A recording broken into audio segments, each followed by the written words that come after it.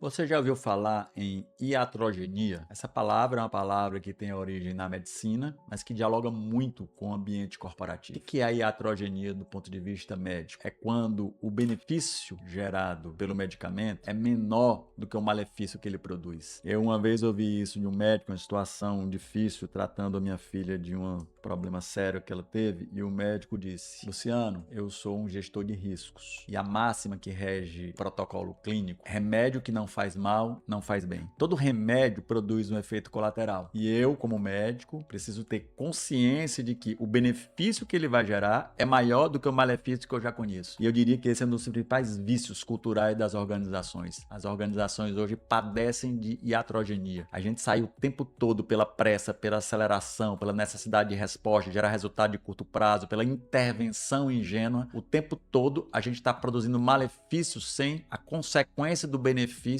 como expressão saudável. Então, o grande desafio do ponto de vista da gestão é a gente permitir o tempo necessário para compreender os dilemas daquele organismo. A gente sai pela pressa, querendo resolver o tempo todo, a tudo, a tempo e a hora, e o intervencionismo, muitas vezes, ele desloca o sintoma, ou ele até sufoca o sintoma, mas não quer dizer que a doença foi suprimida. A doença, muitas vezes, ela continua ali, silenciosamente se desgastando, até que ela irrompe em um estado futuro com muito mais força, com muito mais desgaste, ou ela desloca para outras áreas de funcionamento daquele ecossistema, e eu não percebo, e eu gero muito mais desequilíbrio do que, de fato, capacidade de geração de resultado saudável. Então, o grande desafio como líderes é exercermos a boa e velha prática da clínica médica no ambiente corporativo. O que é a clínica? É a gente não apenas olhar o exame laboratorial, é a gente não apenas olhar o dado, a informação, o indicador, o resultado. Eu não estou tirando a relevância dessas informações, elas precisam continuar sendo geridas, mas existe algo para além delas, existe algo silencioso. É qual é a história desse organismo? A clínica, ela parte da escuta, ela parte da compreensão do sintoma, de como, que eventos, que manifestações expressam esse sintoma na dinâmica do dia a dia. Eu digo sempre, todo número tem uma história, todo indicador tem uma história. Se a gente tem pressa em olhar o número e já querer corrigir a rota, a gente despreza a história do número e não compreende os significados e a rede de interseção, de conexões que existem, e muitas vezes padecemos do intervencionismo ingênuo, onde as nossas intervenções produzem muito mais malefício do que benefício, porque a gente, ao invés de conhecer, compreender para transformar, a gente transforma e passa a não compreender e não entender as organizações que não habitamos. E aí o final é, ao invés de produzirmos regeneração, produzimos degeneração. Resultado, indicador, não é a única condição de cultura saudável. Existem empresas que estão gerando resultado, mas que muitas vezes silenciosamente estão perdendo capacidade de gerar resultado futuro, porque esses elementos invisíveis, eles estão atuando em níveis profundos dessa cultura e que estão produzindo malefícios silenciosos e que muitas vezes no dia a dia geram adoecimento crônico, geram padecimento,